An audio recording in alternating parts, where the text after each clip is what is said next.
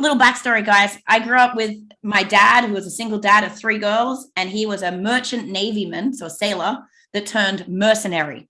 So, cuss words is like every second word that comes out of our face. So I try to rein it in, but I'm not being really authentic if I'm trying to curate. So my background, though, I spent 13 years in headhunting and recruitment.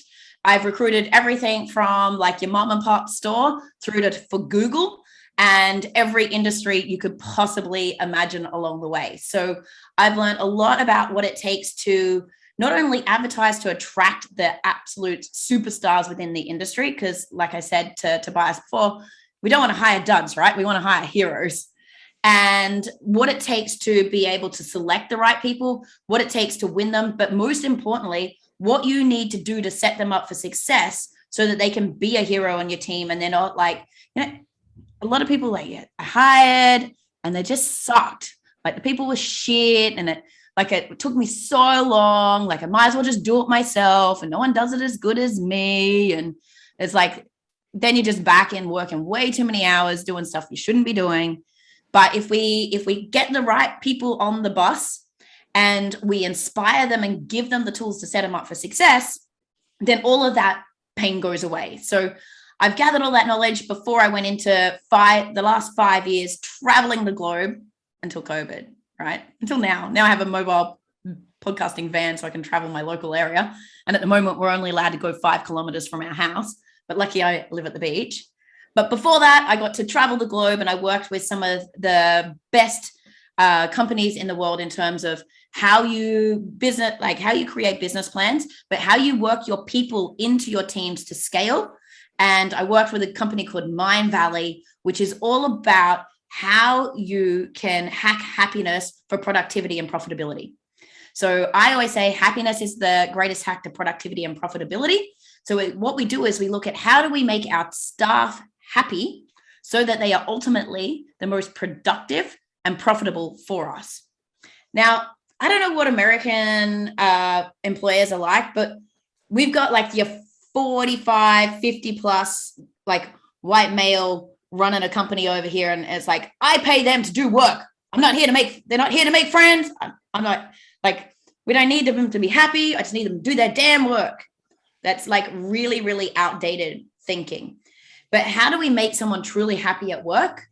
It's not with a paycheck and it's not about ping pong tables and energy drinks and bean bags. Like it's actually about how we satisfy their 7 human needs. So I've only got a couple of you on the Zoom chat, but you can play along if you're on Facebook as well, because I'll come back and Tobias can come back and check it. I just want to get into chat. Does anyone know what the 7 human needs of a team member would be? I'll give you a hint. If anyone knows about like Tony Robbins' 6 human needs or Maslow's hierarchy of needs, there's some clues, similarities in there. Okay, so I'm not going to go into a deep training session on this, but I just want you to have some awareness around this because I'm going to pull on it as we go through. But if we satisfy the human needs of our people, then they are happy. And when they are happy, they work the best for us, okay? So we need to think about how we can create certainty for them. Now, when it comes to hiring heroes, how we create certainty comes down to getting crystal clear on what is the painted picture of success. So not like this is your job description, like I'm hiring a sell by chat or an appointment center. It's painting the picture of what that success looks like. And I'll show you an example of that a little bit later, right? But giving them the certainty around what success looks like makes them like feel safe. So certainty is around safety. Also, making sure you pay them on time gives them safety. Like if they're constantly worried that you're not going to like, oh yeah, I forgot, oh shit. Or like because they're a freelancer, they sent you an invoice, but you like, again, that didn't make the pay run. Like that stuff makes them feel scared and they're not going to be able to show up the best way for you, right? Giving feedback, like giving them really clear, like this is one of the biggest things that we have with especially like sell by chats, lead appointment setters, freelancers that aren't in your office with you all the time, VAs. If you don't give them feedback, they don't know what works and what doesn't work. And then there's this, I don't know if anyone here has listened to Brene Brown and watched like her Netflix special called Courage, but the story that they tell yourself, like everyone has that psychological thing, right? If we don't get feedback, if we're not given like direct and clarity over things, our minds are a meaning-making machine, and it starts telling ourselves stories. And those stories aren't always helpful. And if we don't give clear direction, someone might have told themselves a story that this worked for them with another client in the past. So they're going to do that because you haven't told them anything otherwise. So they've made up a little thing and they're going off on their own. And it's just because you're not on the same page. So we want to create certainty. Variety, because it's a snooze fest just to be like going dink, dink, dink, like a poor old like Walmart like teller, right? That's a snooze fest. They're not going to be really happy about that. So you want to be able to think about how you can give variety to them. And I do a whole lot of stuff around like when you create their job descriptions, looking at their own individual genius, and you might be able to slot them into your business in different ways to what you've just hired them, to give them that variety. There's another one coming up that gives them, that's also in here, which is called significance and contribution. So if you can pull on their natural genius and use them in another way, you can satisfy both ways. But the way you can give variety is like flexible working hours. If you've got sell by chat, VAs, lead appointment setters that don't need to do a set structured set of hours every single day, and you can give them some ownership, then they're going to feel like they're in control, and that's going to satisfy some of their human needs as well. But just the way you do like team meetings.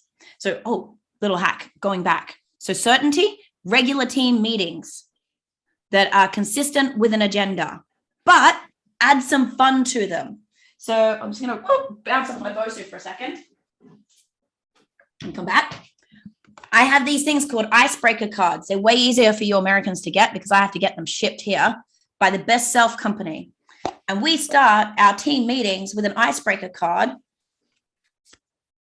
This one is, how do you get in the way of your own success? And we get everyone on the team, and VAs, appointment setters, freelancers, my full-time team, everyone's on the same meeting. So they get to know each other and they know how to work together. But that gives a little bit of variety. It's a bit of fun, like you get a bit of color, but there's also the safety and the security of we have a regular team meeting and this catch up and we get to know each other. There's another one coming up called connection that helps with that too, right? Oh, look, there it is. Whee! Okay, so connection. I don't know about you guys, but I believe that I'm a soul here having a human experience, right? And every day isn't about grinding under fluorescent lights and just go to work and pay bills and die. Like, I believe that the meaning of life is actually about connection and how we connect with other people to elevate our human experience. And especially in these times of disconnection, like over here, like I said, in Australia, most of us are in lockdown. Like, we're not allowed within like what's 5 kilometers? Is that 2.5 miles, Tobias? Or is it 10 miles? Kilometers, 2.2. That is, I think, like 3 miles. I think a little under 3 miles, right? Yeah. So not very far, right? We can't go very far. I can't get my hair done. I'm growing myself like a balayage right now. Like, we're not allowed to go and see our friends. We're not allowed to have visitors. Like, it's the full thing. So this connection piece. But the most important thing, like the biggest fuck up I see of people that hire VAs, appointment setters, lead gen, because they're remote staff. They're often in different countries. They don't connect with them as humans. There is no connection. And if you don't connect with them, they're not going to have any buy-in to who you are and what you do. Like, it's easy to say no to messages on a screen. Don't treat them like an application. Treat them like a human. So once you treat them like a human, they will go into bat for you. And I'm going to talk a little bit more about that in a minute. But I want you to think about how you can create connection with your team members. So we pretty much voice message everything. We're in like group WhatsApps and we voice message each other everything rather than a text message because the tonality gets lost. But again, words on a screen is really impersonal. It's not humanized. But we do video messages back to each other. But every possibility we have, it's a video call. Okay, so I just want you to think about what you can do to build that connection and humanize and get to know each other. Now, a really important thing, if you're hiring VAs, sell by chat, or lead gen, they need to know your voice inside and out. They cannot get enough of you to be able to do their job correctly. They need to think like you. They need to be you. Like they're your digital spruiker online. They're like your voice. So there is, you can't give them enough of who you are. Does that make sense? Significance. I wanted to write a dissertation on overcoming my soul-sucking search for significance and my need to people please and like be a super high achiever and like, you know, all of these things. There's this huge thing around significance for us, and significance and contribution. So how can you make them feel significant? For me, my business, like my sales flatline, and I flatlined for a little while earlier this year because I hired agencies to do my sell by chat. So I took recommendations of other people. I hired agencies. I thought they knew better than me. And to be honest, I was just being lazy. I wanted to focus on doing what I do. I will do absolutely anything just to turn up and present and coach all day long at the expense of everything else. And I'll do 14 hours worth of Zoom as an excuse to not have to do the mess. Like I can't, I'm allergic to Facebook Messenger. I'm like, literally, I have allergic reactions. So like, I feel like I'm going to come up in hives. And so I just wanted to outsource it out of laziness and trust that this team was experts. I'm paying a fuck ton of money and they're going to get it. And it just all fell to pieces. So you need to think about, like, I really want you to humanize. So I was just like outsource, and that I didn't make them feel significant. I didn't feel like it was important. And my business flatlined with sales. I was like, oh crap, I don't have time to find someone. I need to focus on this first. What I'm saying around the significance piece is once you get someone great, you need to keep them. Right? But you can't expect them to be great from word dot. And you need to realize that without your sell by chat and your lead generation, unless you're willing to get in and do it yourself, your business flatlines. So they are equally as important to anyone else. Like say you've got other coaches or other trainers within your business. Don't hierarchy them. Don't make one person within your business more important than the rest. The number one person on my team is my lowest paid person. So Kay, who's my executive assistant based in the Philippines, I pay her through an agency, and I only just found out that agency only pays her $6 an hour. But she is my right. I often say to her, I could not do life without Kay. Just life doesn't happen. And Tobias, I think, has had a few conversations with her on like life doesn't happen. I don't happen.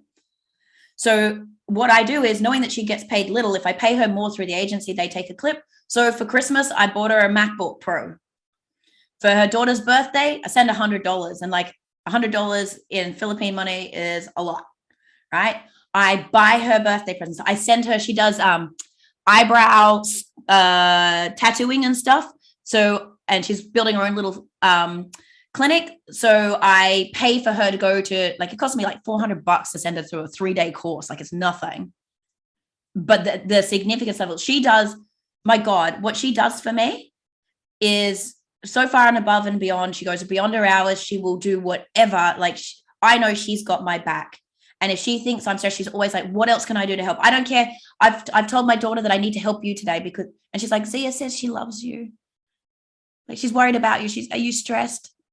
Like, her daughter's coming on screen. She's 6. She's like the most gorgeous thing ever.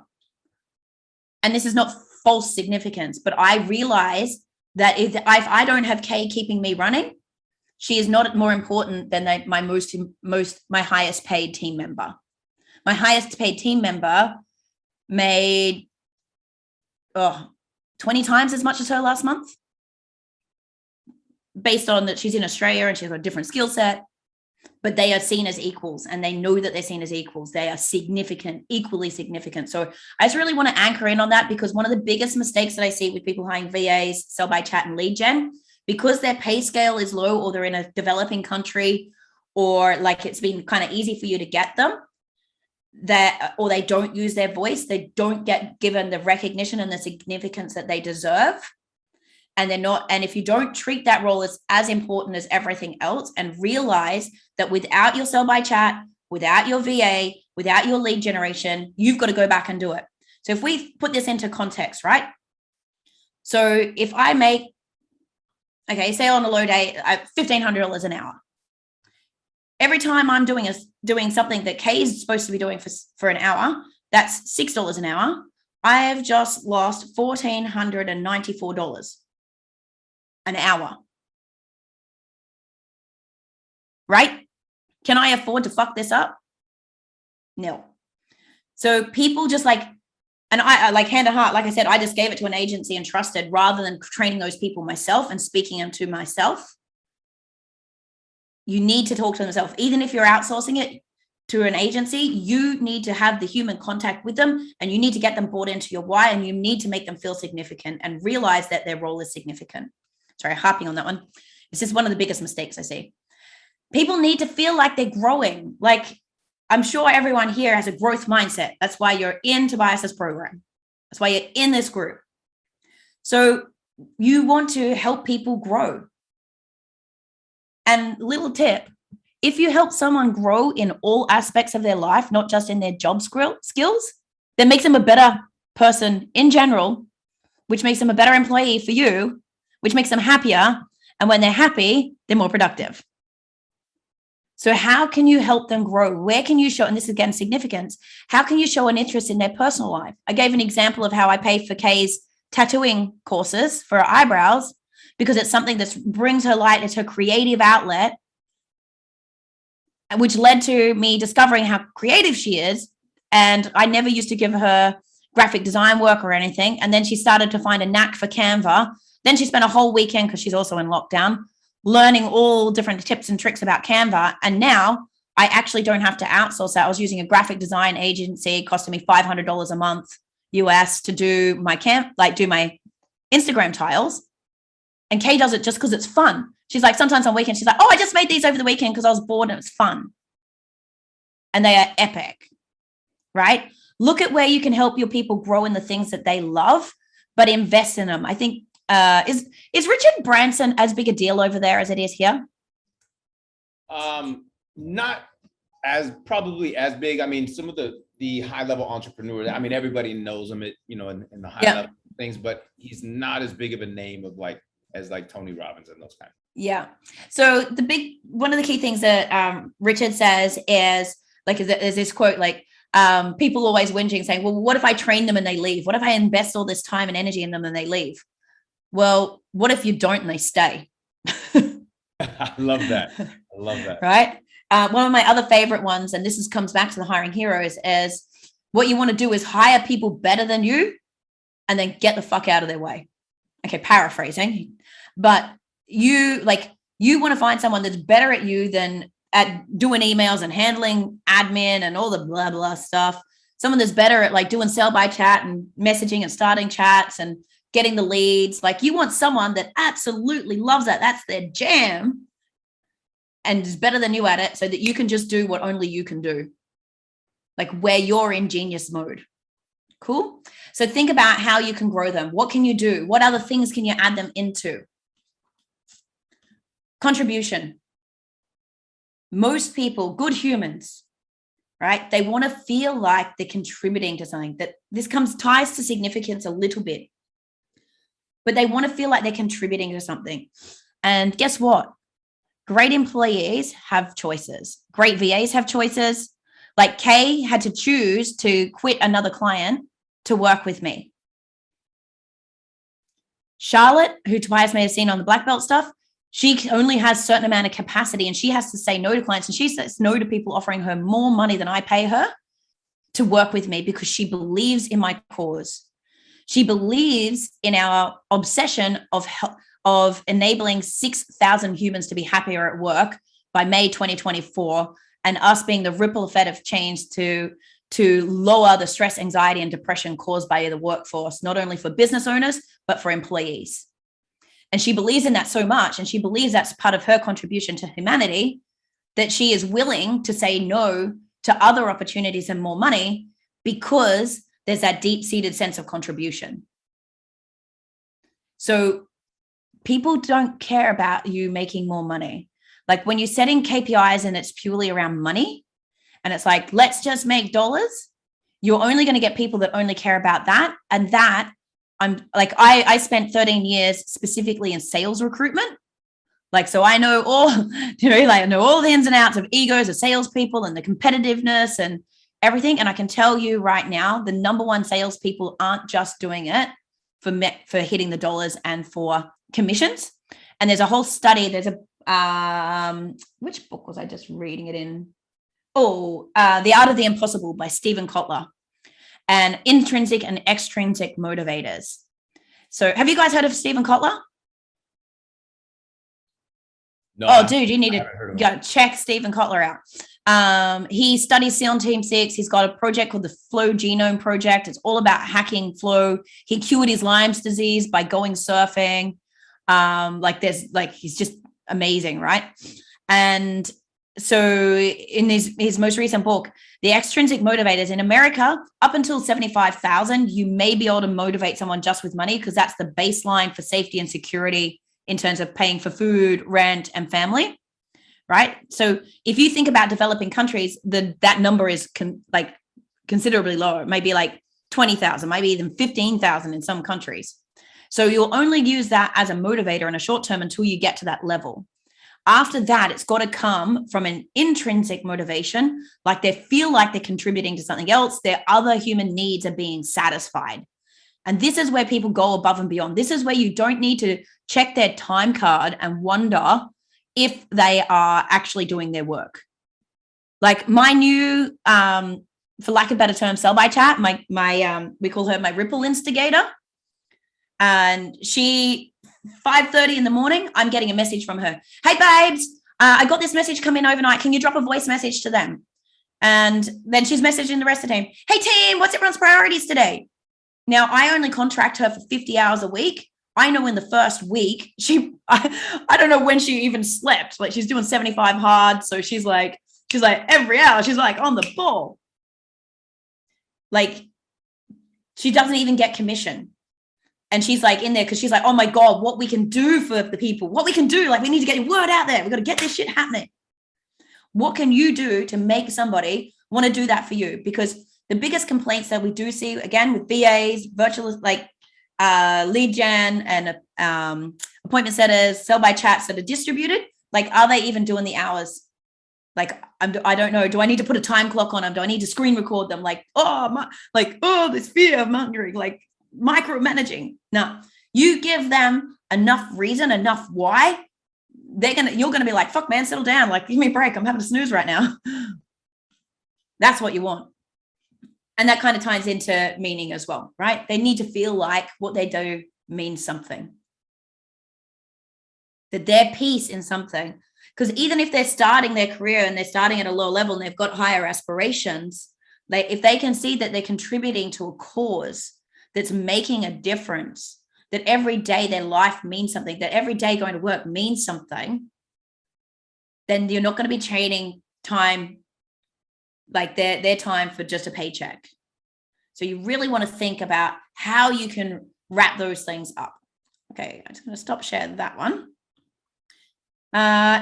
Anything you want to add there, Tobias, before I jump to the next section?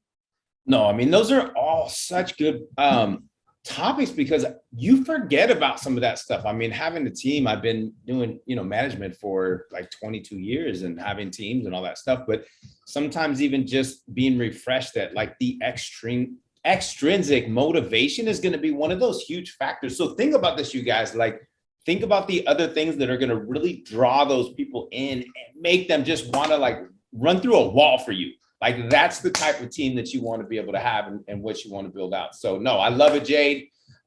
This is amazing. Love it.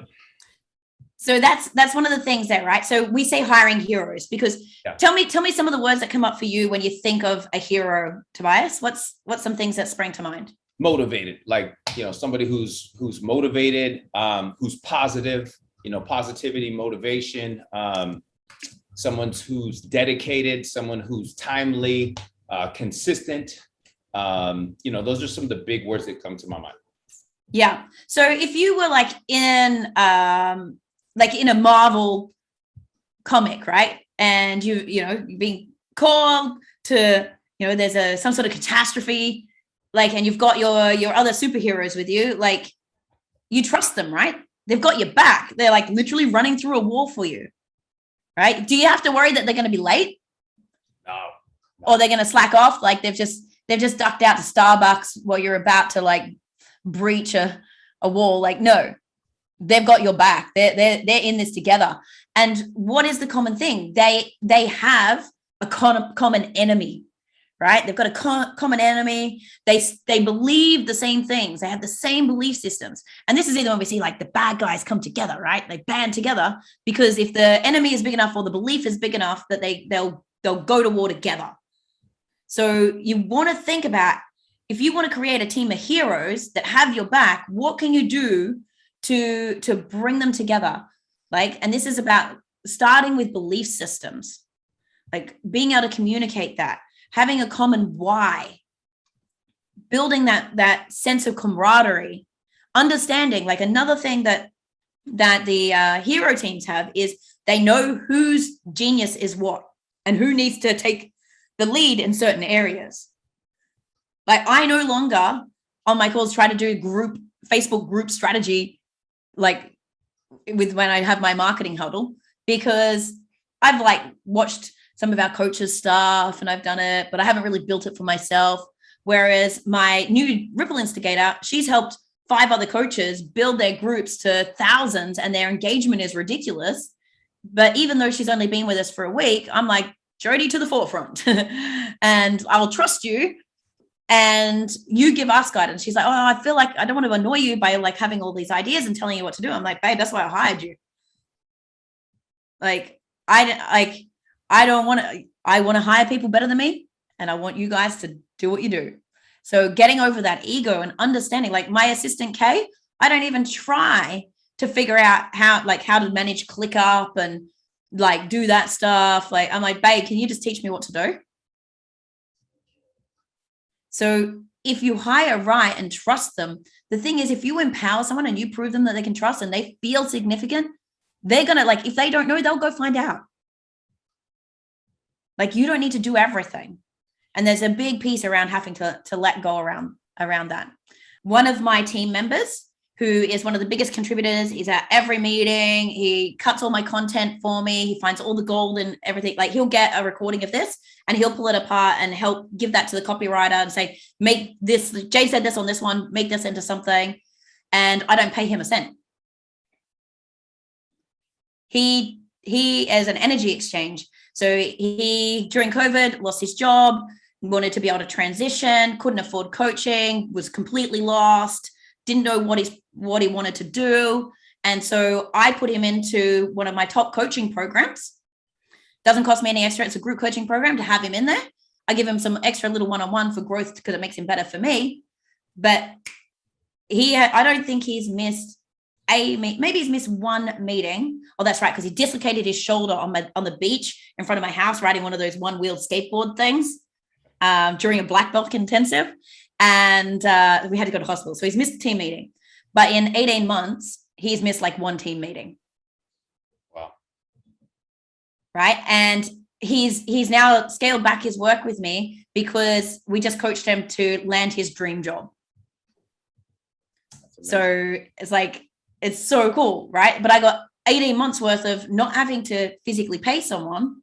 And for me, like the satisfaction of helping a young guy grow and get back into the workforce. So the thing is, when you only think money, they'll only think money.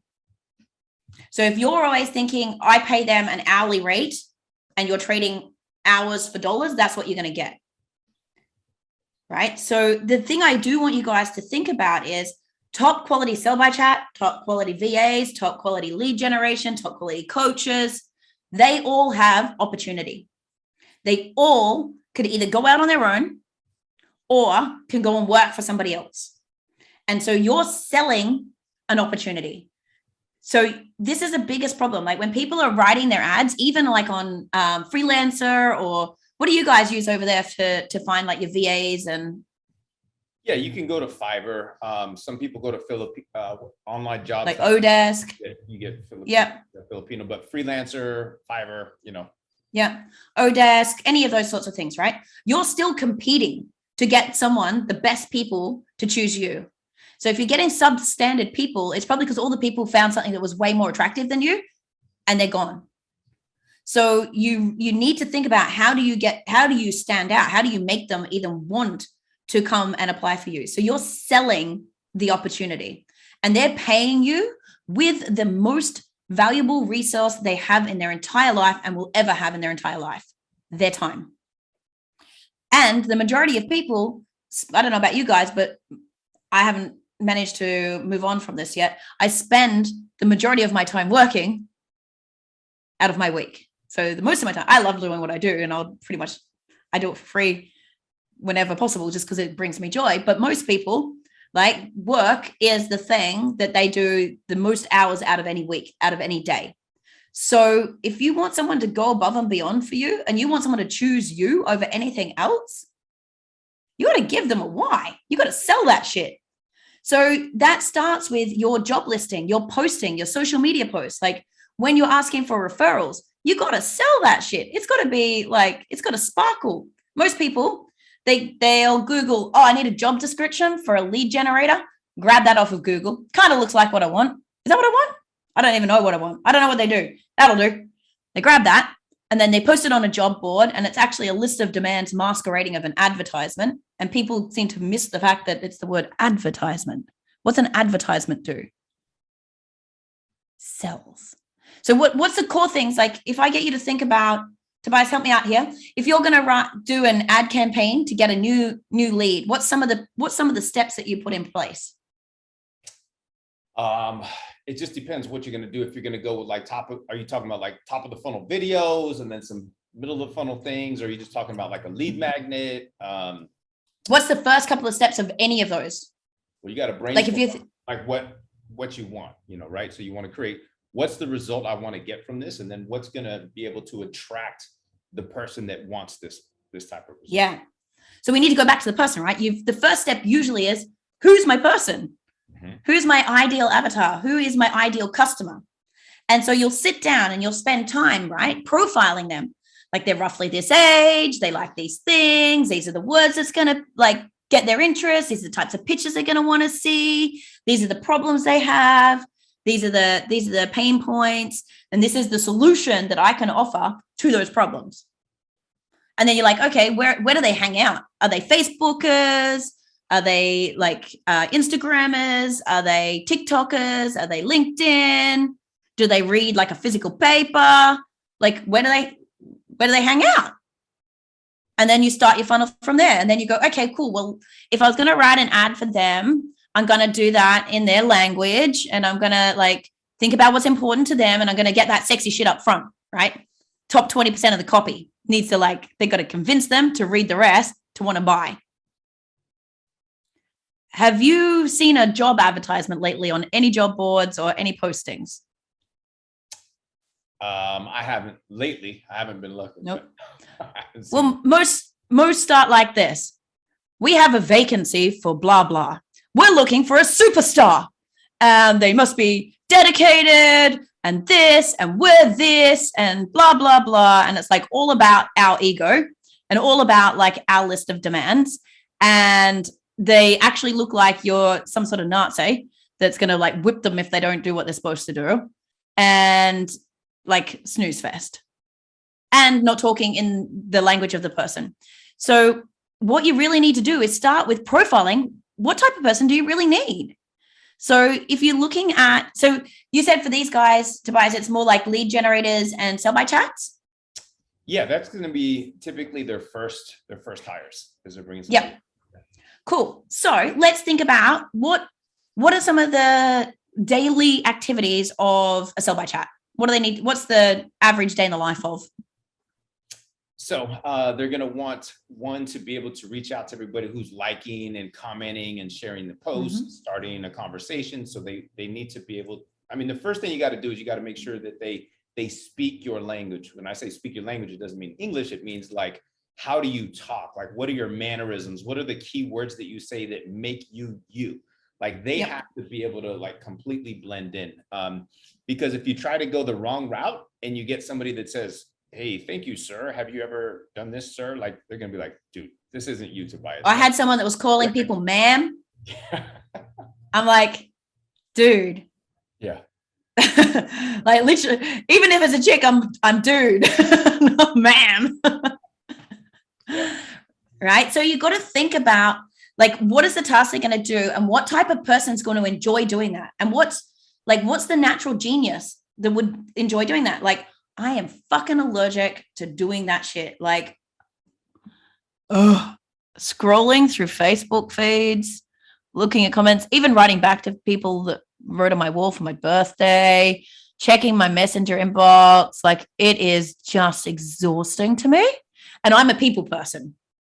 But for me, that's not peopling, that's processing.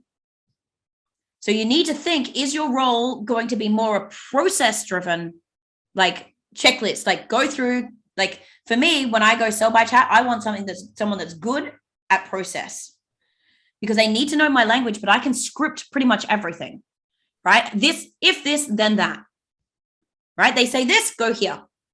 They don't need, like, they need to be able to cognitively think, but they don't need to be the lazy super personality like me. They need to have that structure of, I know in the morning, I check notifications. I go and do this. I respond to that. I know the languaging. I do this, and I'm not emotionally attached to it. For me, it's too hard. I get emotionally attached to what I need to do, and then I overthink it, and I'm dyslexic. So then I like struggle to write something. Then I just get fucked off and move on. And then I get really worried that am I saying the right thing? And it's just all too hard, where they're not attached to it and they can see it as a process and a system, right? And they can go through methodically and do it. And they love it. They like clicking the keyboard. They don't need to be interacting with other humans and like doing all of that stuff. So you need to think, and this is the biggest problem. We go, oh, we want someone just like us. It's like super people person. And they want to be texting. And after 5 hours of like being on the screen doing this, they're like, and they've gone out to a cafe because they're dying. So you've got to profile what type of job it is and what type of person is going to want to do that, so that you can create your customer avatar, and then think about, okay, where could they come from? Like, do they need to be English first language, or do they just need to have really good English because they can copy and paste my stuff? Like, what are the skills that you do need? What's going to make them excited? Then like you need to think about, where do they hang out? So which of the boards do you need to be on? Where can you ask for referrals and make an advertising funnel? So even when it's like people go, oh yeah, it's just a VA, I'll just whack up an ad, I want a VA. Yeah. And that's why you end up with, I've had 5 VAs and all of them are shit. No one does what I like. Oh, can't believe it. It's like, did you even spend any time on them? I'm sorry, extreme ownership. It is your fault. Yeah. Right. So let's talk about how you can stand out. Like, how do you make something that makes someone, they're scrolling through like Freelancer, they're scrolling through Odesk or the Philippines job boards. Like, how do you get them to stop scroll and go, I need that job, and I'm going to go to war for that person. Right. So some of the core elements, let me share, because I've got a template for you guys. Okay. So it's a bit backwards, right? The layout that I have it is more for you to get your brain in order, in terms of, you can't know who you need without knowing what's got to be done. So you need to get super clarity around what it is they're going to be doing. Remember, we talked about the 7 human needs and they need the clarity. So when I went to write my Sell by Chat Connectors job ad, I went, okay, firstly, what is the purpose of the role? What do I actually want them to do? So, and this, you guys can borrow something like this because it might be relevant for what you do, right? The purpose of the Ripple Instigator, Sell by Chat or lead gen for lack of a better term, is to fill my free group, hire, train, lead, with quality leads, turn them into a hive of activity, book triage prospects in to have a strategy session or interview with me. And the ultimate outcome is 5 intensive sales and 5 accelerators sales per month. She'll do this by being me on the Facebook profile, fan page, my podcast, and my group. Can you guys read that? Let me scroll it in. You guys are way over here and I'm all the way over here. Welcoming people to the group, and by being her. So she has her own Facebook profile. There's a lovely little trick, and I don't know if you guys teach this, but she actually has her own profile. And she shows up in all other groups as her recommending me. So that's a great thing. And she gets into the groups and engages with everyone as her. So it looks like the tribe members participating. That's a great hack. With avatar accounts, blah, blah, blah. Okay. Why is it a ripple instigator? It's telling her why this role is an important part in the process, right? So it's enrolling in the bigger picture. It's our ability to create ripples, turn clients into ripple creators, the change we want to see in the workplace. It all starts with impacting the leads, blah, blah, blah. How you'll do it. So here's like literally, these are the key things. So it's not like the to-do list of every day, but these are the key measurables of doing the job. And then for the first 6 weeks, these are the goals. So the first 6 weeks is just really getting to know my voice. So the goals aren't huge, but it's so clear, right? So now that I know what the job is, I can then profile what type of person I need so that I can go back. Oh, wrong one. Sorry. So I know the what. So now I can profile who. Now, you might have 3 different types of candidate avatars, just like you might have 3 different types of customer avatars, right? You might go, actually, I could really, if I got someone that was super experienced in Australia that I paid higher dollars, that would work because they'd be able to do the stuff quicker. Maybe they've got a network. I'm happy to pay more money for that. Or I could get someone in the Philippines that was just great at following the process. I might pay less and have them do more hours because it's going to take them longer to get out to spec. Or I might be able to hire someone that I share with another coach that's already trained them up, go in between, okay, there's my avatar. So I might have 3 slightly different job postings and scope based on what I can have, okay?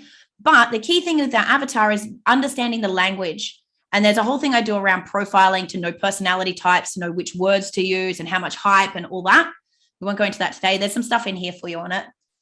But the biggest thing is, anyone heard of Simon Sinek? I've heard of that name. I can't draw. What is that for? Mm-hmm. Okay, Simon Sinek. He has an amazing TED Talk. Start with why. And he's got a book called Start with Why. Everything starts with why. People don't buy what you do. They buy why you do it. You want someone to buy your opportunity? Sell why they should do it. Buy them into your why, right? So you really need to think about the why behind your business. Why, like that contribution piece. What is it beyond just making money that you and your business does? And this is how you build a kick-ass culture. Culture is what your people do when you're not watching. Culture is not beanbags and ping pong tables and video games. Okay? Culture is what your people do when you're not watching. So there's I've put in here the core elements of building a kick-ass culture for you, right? You need to have a super strong why. You have to have a North Star purpose. You need to have a 5-year obsession. Now you can change that. You can go, if you've got a shorter goal, it can be 2-year obsession. I don't suggest going to more than 10 because of the turmoil in times and everything changing so fast these days and people being ADD as fuck. You need to give something that has a frame of reference and seems achievable, but is a stretch, a clear mission on what you're going about to achieve and how you're going to do it, and a set of virtues that you strive towards and that you hire, fire, and live by. So that is hire your clients and fire your clients by as well, right? How you do one thing is how you do everything.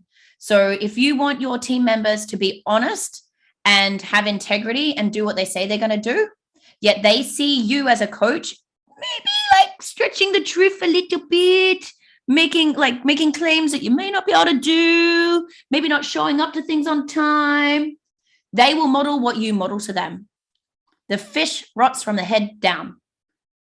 So you need to really think about what is the virtues that you can hold dear to your heart, live, breathe, and stand by. And then that's what you hire around, and that's what you hold them to account to as well. And you need to be able to explain and really enroll them in that process. So I've got some examples here for you. There's the link to that Start With Why, so you can get some background. Okay. So this is the part that's going to sell your job, but most importantly, this is the part that's going to make sure you get the right person on the right bus.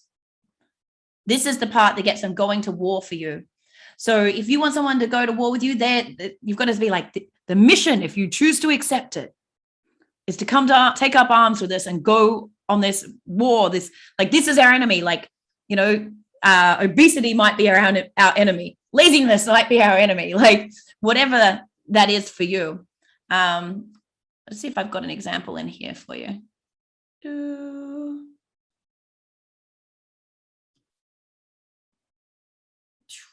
Okay. So my team know what it is that we do. What do we exist to do? Why? What's our guiding star? And if it's not aligned, and if the people, our clients aren't aligned, they don't bring it on board.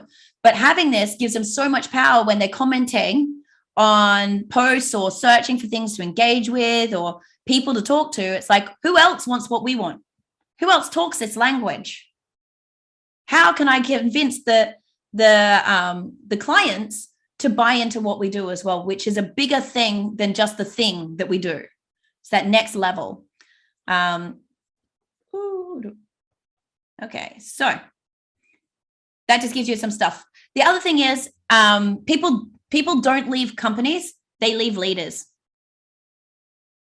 So if you're constantly turning over staff or VAs are just ghosting you, like especially like Filipino ones don't like conflict and they won't want to tell you suck, they'll just ghost. So if they've ghosted you, you need to take extreme ownership and realize that you fucked up. It's not on them. It's actually on you.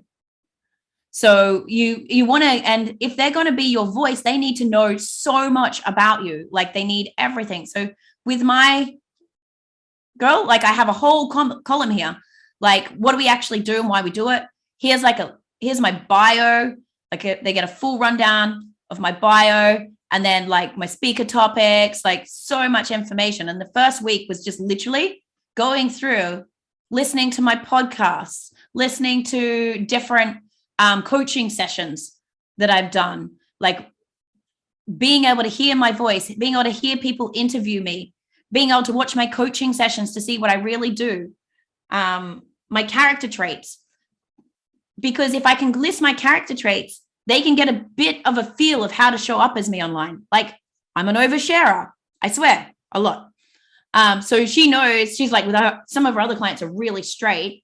She would never swear in their groups. She'd never swear talking to people.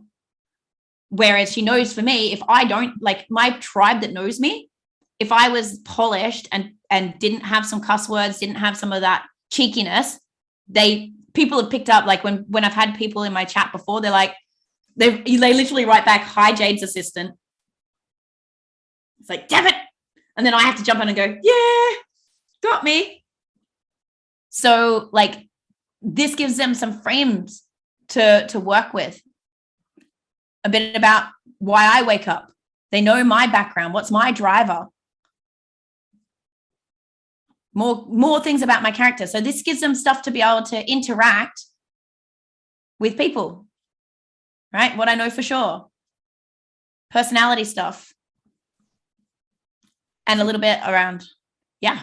I was saying, this is amazing. This is fire right here. And then we got some in the comments on Facebook. David said gold. Lindsay said amazing. Yeah, this is awesome. I love all this. Awesome. Yeah, so the key thing, and this is where people really mess up, like we want these people to be us online, but we don't give them the tools to be us online.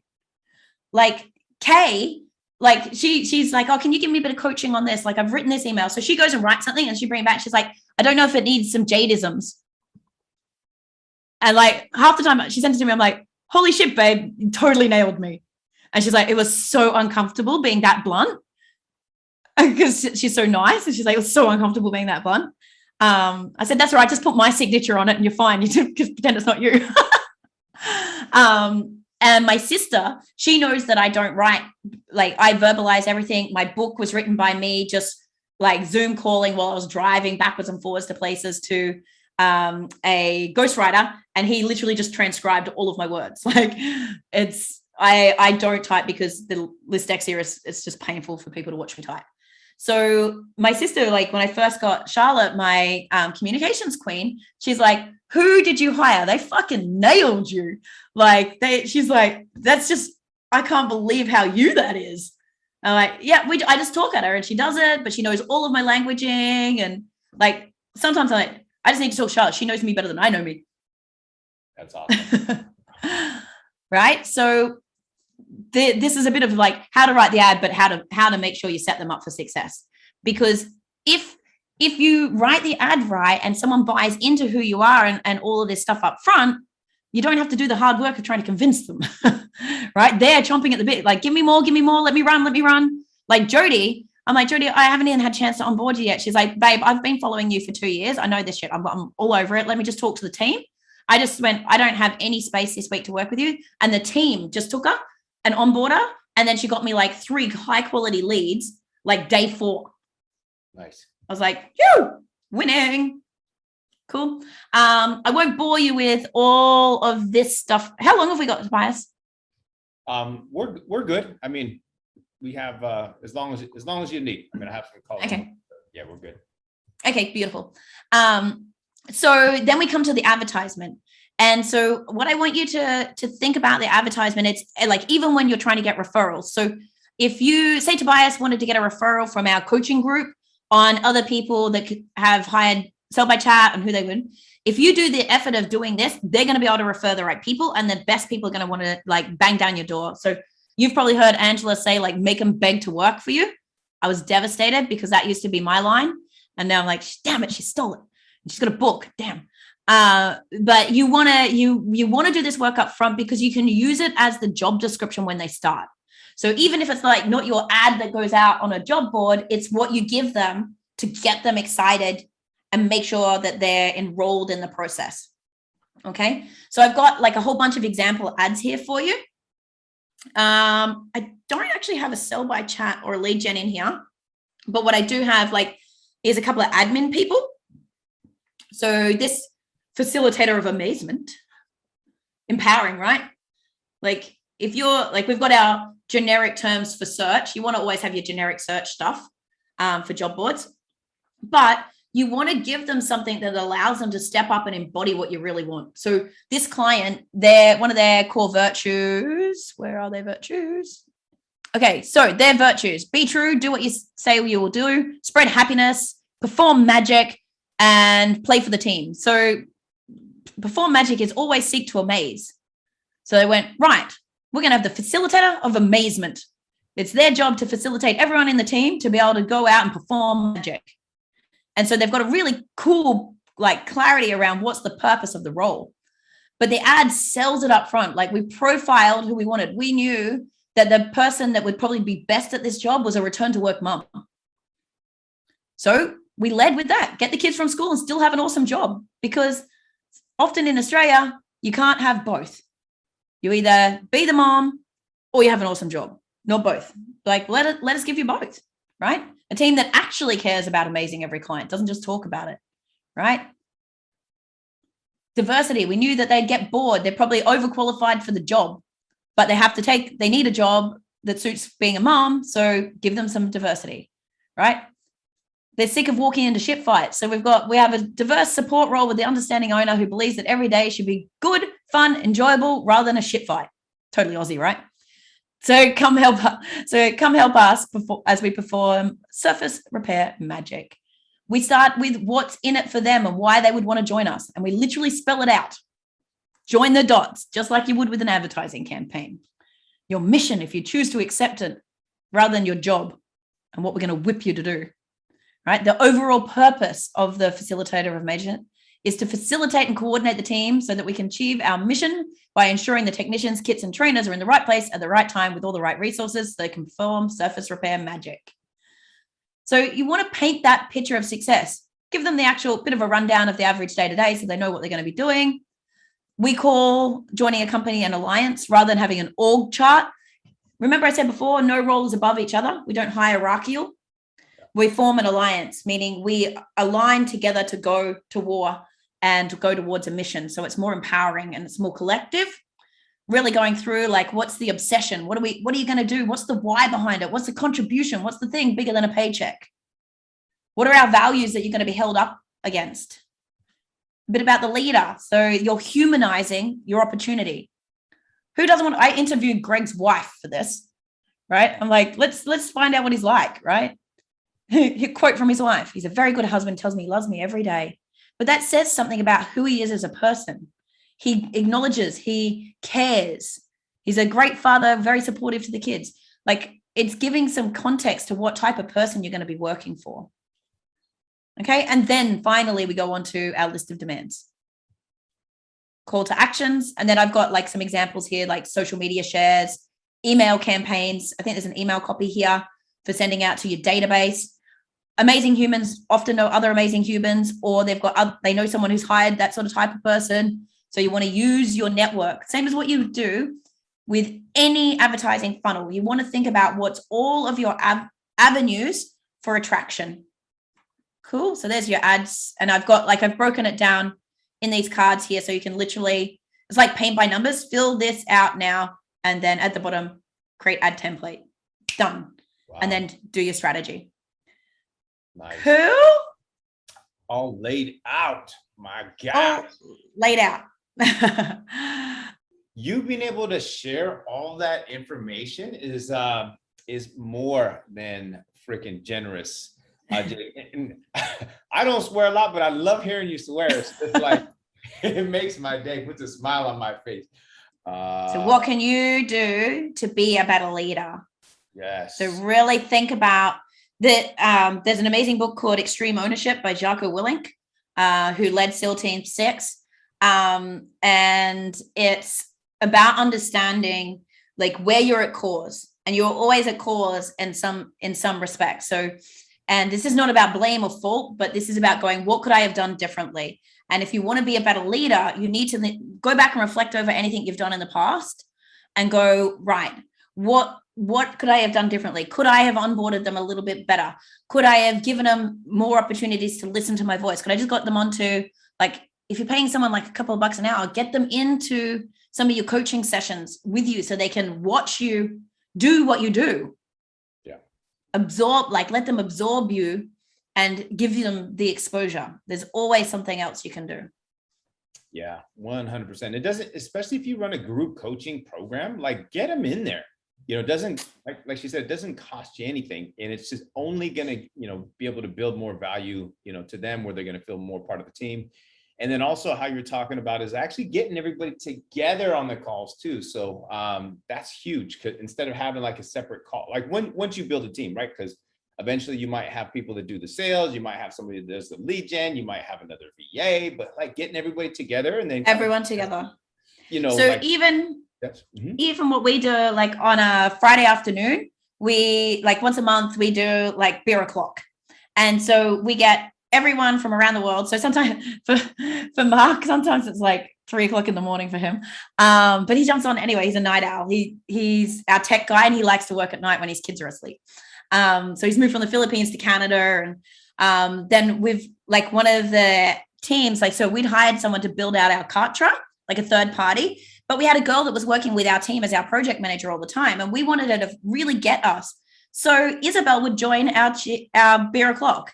And like when they were in full lockdown in the Philippines, like she loved just having straight scotch in a glass with pineapple, like a piece of pineapple. It's like the weirdest thing, but they couldn't buy alcohol there. So we managed to smuggle in some scotch for her. So she's not even actually my team. She's a project manager for an outsourced project.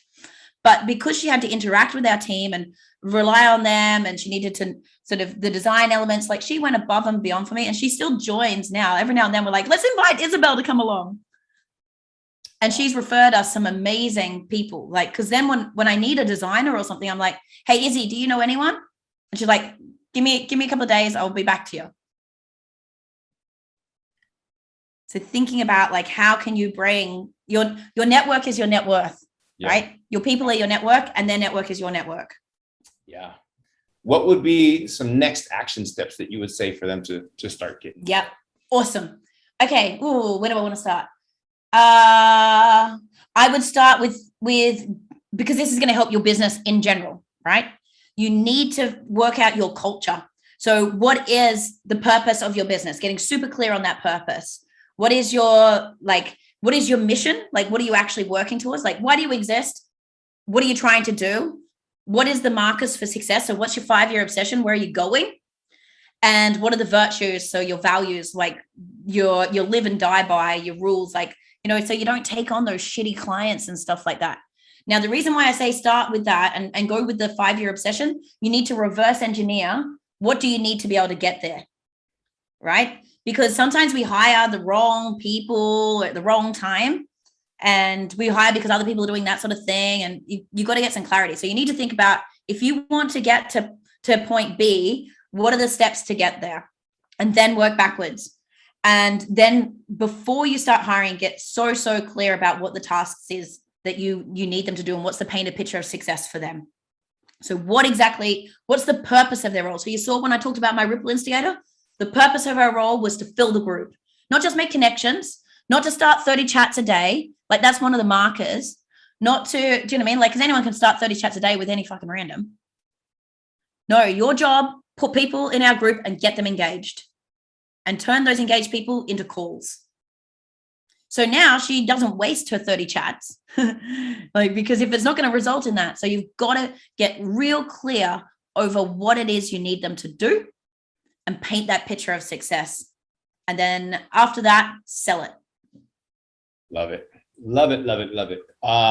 If somebody wants to be able to connect with you and like reach out, or maybe, if somebody wants to hire you to, have you help them with the hiring process or anything at all, like what would be the best way for someone to get in touch with you?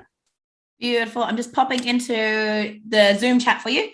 So if someone really wants some help and wants to chat to me about how we can implement this stuff with them, you can go to bit.ly/call Jade. Otherwise, join my free Facebook group. That I was also in there for you as well, Tobias. bit.ly/hire train lead. And there's heaps of free training over in there. That's my group where I give back and everything. You can connect. Otherwise, all of my social media is Jade Green AU. So AU is for Australia. Add in the chat for you as well. But you can find me on all of those channels. Take the advice of Jade. She's a champion, and she will lead you in the right direction. So yes, Jade, I want to thank you from the bottom of my heart. Thank you so much. Go ahead, give me there you go. Bam. Yeah. Right there. This is how we sign off all of my team meetings. Like, all my team do this, or we do little hearts. Have you seen these little hearts? I haven't seen those ones. No. This is an Asian thing. I coach a lot of Taiwanese people, and like this is a little heart, like a little bit of love. So instead of doing this in video, like Asians often do these, they give little hearts. This is a medium heart, and then if you have someone in person, you can make like a big heart. Okay. So we sign off everything like this. All right. There we go. So we are signing off. And Jade, I want to thank you for also coming here on a Saturday. It's your Saturday in Australia. It's our Friday evening. You guys, thanks for watching, for tuning in. Get ready. If you want some more action-packed advice from Jade, you know where to get her. In the comments, check it out. Go ahead and download the Trello board. What's that, Jade? I was going to say, I would absolutely adore if anyone got any takeaways out of this, if you just shot me a message on your favorite platform. Just if you shoot me a message and just tell me what you got out of it, that would just fill my heart so much. Like, it's gratitude to know that the time was well spent.